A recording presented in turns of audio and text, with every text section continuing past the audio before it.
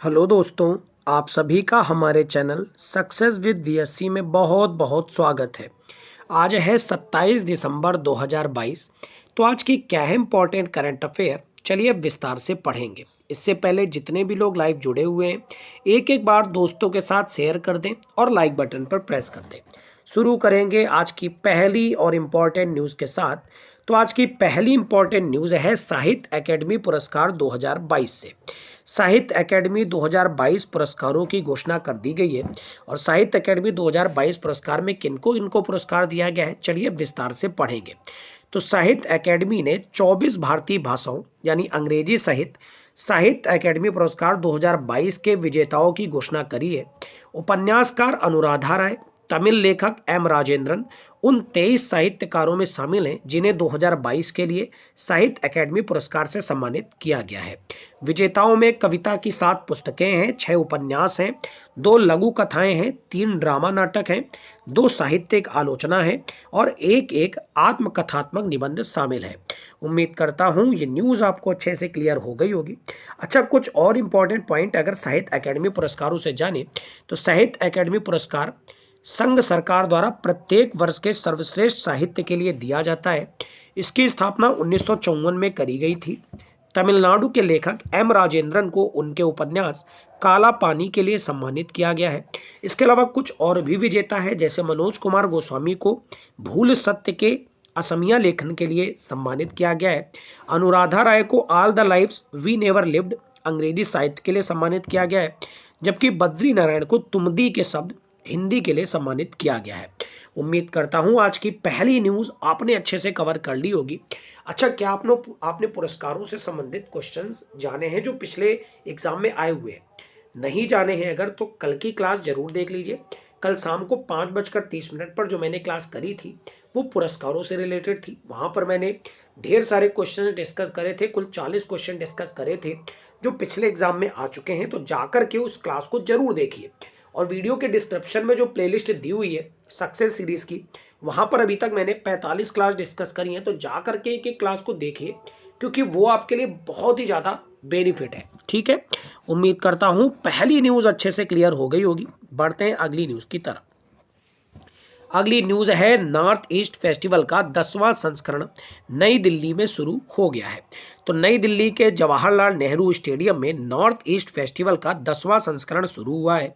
इसका उद्देश्य उत्तर पूर्व क्षेत्र के विविध जीवन, संस्कृति, परंपराओं और पर्यटन को बढ़ावा देना है। एमएसएमई मंत्री नारायण राणे ने नॉर्थ ईस्ट फेस्टिवल में एमएसएमई प्रदर्शनी का उद्घाटन किया है। केंद्रीय मंत्री सर्बानंद सोनोवाल द्वारा नो योर नॉर्थ ईस्ट नामक एक पुस्तक का विमोचन भी किया गया है। उम्मीद करता हूं दूसरी न्यूज़ भी आपने क्लियर कर ली होगी कि नॉर्थ ईस्ट फेस्टिवल का 10वां संस्करण नई दिल्ली में आयोजित किया गया। चलिए, मेरे कुछ क्वेश्चन रहेंगे। सबसे पहला क्वेश्चन तो यही है, एमएसएमई का फुल फॉर्म क्या होता है? चलो इसे मैं बता देता हूँ, micro small and medium enterprises. अब दूसरा क्वेश्चन मेरा ये रहेगा, ये बताइए सर्बानंद सोनोवाल जो कि केंद्रीय मंत्री हैं, किस एक मंत्रालय का पदभार उनके पास है? बताइए कमेंट कॉलम में। इसके अलावा ये भी बताइए नॉर्थ ईस्ट के वर्तमान में मिनिस्टर कौन है, यानी पूर्वोत्तर राज्यों के मंत्रालय किसके पास है?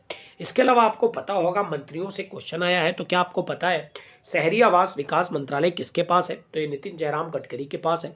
इसके अलावा क्या आपको पता है वित्त मंत्रालय किसके पास है? तो निर्मला सीतारमण जी के पास है। वित्त मंत्रालय से क्वेश्चन और याद आता है, ये बताइए बजट किस एक डेट को भारत में पेश किया जाता है? कमेंट कॉलम में आंसर दीजिए। इसके अलावा ये भी बताइए रेल बजट को किस साल बजट से हटा दिया गया था? कौन सा ईयर था? कमेंट कॉलम में सारे क्वेश्चंस के आंसर करिए। बढ़ते हैं आज की अगली इंपॉर्टेंट न्यूज़ की तरफ। अगली न्यूज़ है अरुणाचल के गेटो सोरा ने जीती है जूनियर इंटरनेशनल बैडमिंटन चैंपियनशिप। 7 वर्ष के बालक ने, देख रहे हो, चैंपियनशिप जीत ली है। तो अरुणाचल प्रदेश के 7 वर्षीय गोटो सोरा ने top arena junior international badminton championship का खिताब जीता है। Top arena junior international badminton championship 19 से 23 दिसंबर 2022 तक कुआलालंपुर में आयोजित की गई थी। तो नवंबर 2022 में 7 वर्षीय सोरा ने बैंकॉक थाईलैंड में आयोजित एक और प्रतियोगिता जीती थी जिसका नाम था BTY योनेक्स सिंघा चैंपियनशिप। इसमें भी युवा पुरुषों का एकल खिताब जीता था। और अब अरुणाचल प्रदेश के गेडो सोरा ने जूनियर इंटरनेशनल बैडमिंटन चैंपियनशिप भी जीत ली है। बहुत इंपॉर्टेंट पॉइंट है। तो ये जो जितने भी युवा है ना, ये बहुत ही ज़्यादा नाम रोशन कर रहे हैं अपने देश का। ऐसे ही आपने नाम सुना होगा आर प्रज्ञानंदन का। किस खेल से जुड़े हुए हैं? चलिए मैं बता देता हूँ, चेस से जुड़े हुए हैं। किस राज्य से बिलोंग करते हैं, अब ये कमेंट कॉलम में आप बताइए। आर प्रज्ञानंदन ने भी देश का बड़ा नाम रोशन किया है, आपको पता होना चाहिए। वैसे ही ये गेटो सोरा है जो अरुणाचल प्रदेश के रहने वाले हैं। इन्होंने जूनियर इंटरनेशनल बैडमिंटन चैंपियनशिप में जीतकर, सबसे कम उम्र में जीतकर खिताब रच दिया है। 7 वर्ष के, यार 7 वर्ष की उम्र ही क्या होती है ना। चलो बढ़ते हैं आज की अगली न्यूज की तरफ। इससे पहले ये भी बताइए, कुआलालंपुर किस एक देश की राजधानी है। अगली न्यूज क्या है?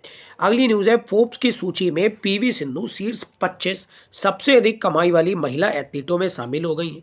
तो भारत की badminton star PV Sindhu Forbes की दुनिया की सबसे ज्यादा कमाई करने वाली महिला एथलीटों की वार्षिक सूची के शीर्ष 25 में शामिल होने वाली एकमात्र भारतीय खिलाड़ी बनी है। वह सूची में 12वें स्थान पर है। लगातार तीसरे वर्ष ओसाका यानी नाओमी ओसाका फोर्ब्स की दुनिया की सबसे ज़्यादा कमाई करने वाली महिला एथलीटों की वार्षिक सूची में टॉप पर रही हैं। उन्होंने 2022 में बर्मिंघम में राष्ट्रमंडल खेलों में एकल स्वर्ण पदक और युगल रजत पदक जीता था। किन्होंने? तो पीवी सिंधु ने। उम्मीद करता हूँ ये पॉइंट भी आपको समझ में आ गया होगा। चलिए कमेंट कॉलम में बताइए, नाओमी ओसाका किस एक देश से बिलोंग करती है? जल्दी से कमेंट कॉलम में बताइए। इसके अलावा एक क्वेश्चन मेरा और रहेगा, विक्टर एक्सेल्सन किस एक क्षेत्र से बिलोंग करते हैं और किस एक देश से बिलोंग करते हैं? दोनों क्वेश्चंस के आंसर दीजिए। इसके अलावा क्या आपको पता है इस साल की जितनी भी ग्रैंड प्रिक्स हुई है, इसमें सबसे ज्यादा कौन सा खिलाड़ी ने रेस जीती है? क्या नाम है उनका? मैक्स वर्स्टैपन नाम है क्या? अच्छा, अगर मैक्स वर्स्टैपन ही उनका नाम है तो ये बताइए इनकी गाड़ी का नाम क्या है? इसके अलावा सर्जियो पेरेज की गाड़ी का नाम क्या है? इन सारे क्वेश्चंस के आंसर कमेंट कॉलम में दीजिए। कुछ लोग ये सोच सकते हैं कि सर बहुत सारे क्वेश्चंस पूछते हैं। मैं इतने सारे क्वेश्चन केवल इसलिए पूछता हूँ कि ज़्यादा से ज़्यादा चीज़ों को आप सर्च करेंगे तो ज़्यादा से ज़्यादा चीज़ें आपको कवर हो जाएगी। मैं आपको एक जानकारी और दे दूँ, इसी चैनल के माध्यम से रोज़ शाम को 5:30 पर जो स्टैटिक जीके की क्लास करी जाती है, बहुत इंपॉर्टेंट है। जो भी नहीं देखता है वो डेली आने लगो लाइव। 1 तारीख से अपनी लाइफ स्टाइल में चेंज लाओ और डेली क्लास लेनी है। एक एक क्लास, कोई भी क्लास छोड़नी नहीं है। और हाँ, 31 की नाइट को मेरे साथ धमाल मचाने के लिए इसी चैनल पर जरूर जुड़ना, ठीक है। चलिए शुरू करते हैं अगली न्यूज़ की तरफ। अगली न्यूज़ है, सुशासन दिवस 25 दिसंबर को मनाया जाता है। तो 25 दिसंबर को भारत के 10वें प्रधानमंत्री पंडित अटल बिहारी वाजपेयी की जयंती के अवसर पर हर साल सुशासन दिवस मनाया जाता है। सुशासन के माध्यम से सरकारी कार्यक्रमों और सेवाओं तक जनता की पहुंच बढ़ाने के लिए इसे मनाया जाता है। इसे ई गवर्नेंस के माध्यम से सुशासन के नारे के साथ स्थापित किया गया था।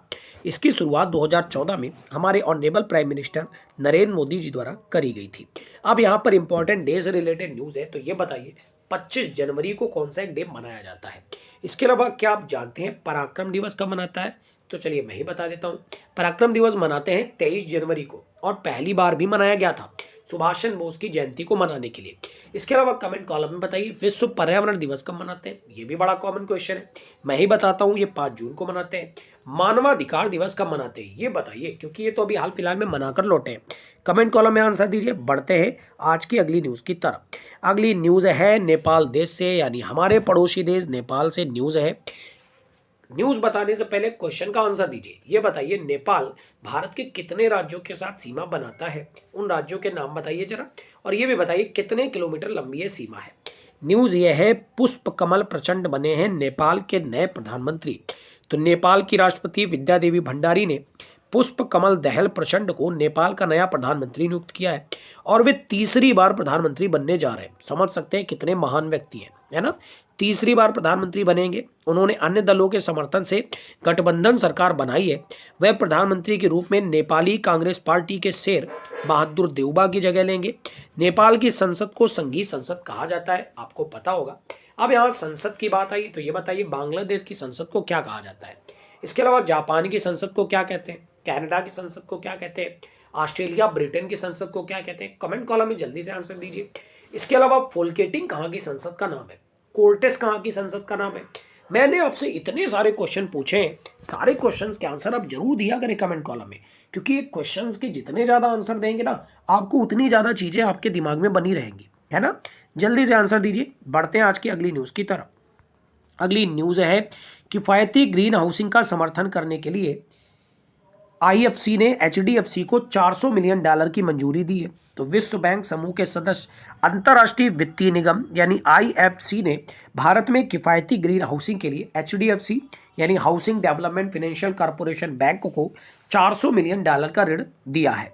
तो एचडीएफसी भारत में किफायती ग्रीन हाउसिंग क्षेत्रों को ऋण प्रदान करने के लिए लगभग 75% ऋण राशि यानी $300 मिलियन का ऋण उपयोग करेगा। ग्रीन हाउस स्थायी पर्यावरण के अनुकूल, ऊर्जा कुशल और पुनर्चक्रण योग्य संसाधनों के लिए बनाए जाते हैं।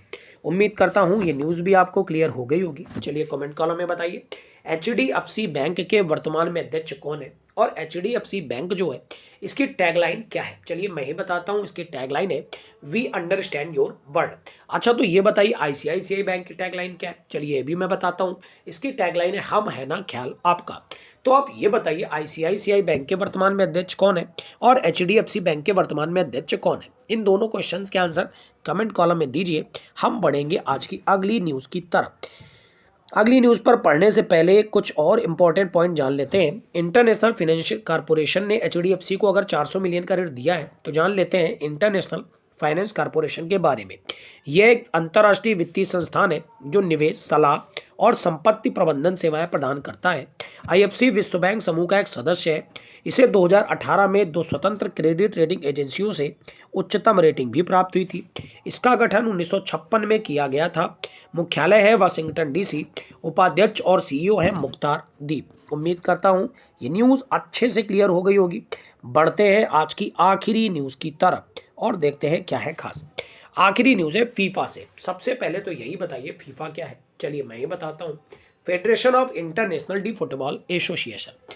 फीफा फुटबॉल क्षेत्र को नियंत्रित करने वाला विश्व का सबसे बड़ा संगठन है। अभी आपको याद ही होगा, अभी फुटबॉल विश्व कप हाल फिलहाल में ही खत्म हुआ है।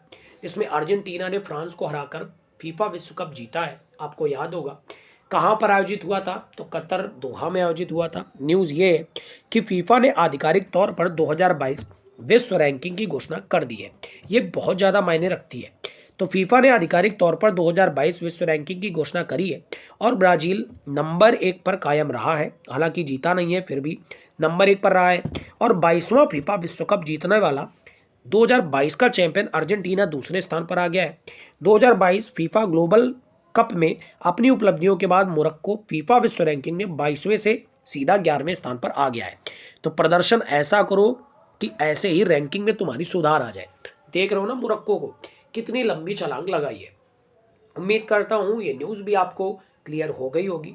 तो ये थी आज की कुछ इंपॉर्टेंट न्यूज़। उम्मीद करता हूँ वीडियो आपको बहुत अच्छा लगा होगा। अगर आपको वीडियो अच्छा लगा है ना तो केवल 3 काम करिए। पहला काम, आप लाइक करना मत भूलिए। दूसरा काम, आप दोस्तों के साथ शेयर करना ना भूलिए। और तीसरा काम, जितने भी लोग नए लोग जुड़ रहे हो चैनल में, सब्सक्राइब करना ना भूलें।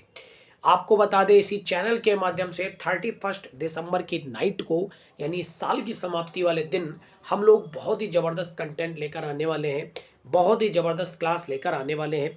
उस क्लास में आप लोगों के सहयोग की ज़रूरत रहेगी। तो ज़्यादा से ज़्यादा लोग उस क्लास को शेयर करना दोस्तों के साथ, जिससे लगभग 100 लोग जुड़ करके लाइव जुड़ करके रिकॉर्ड बना दें और अपने चैनल की ग्रो में और ज़्यादा योगदान दे सके। उम्मीद करता हूँ आपको वीडियो पसंद आया होगा। आपका दिन मंगलमय हो। Thank you everyone. God bless you all.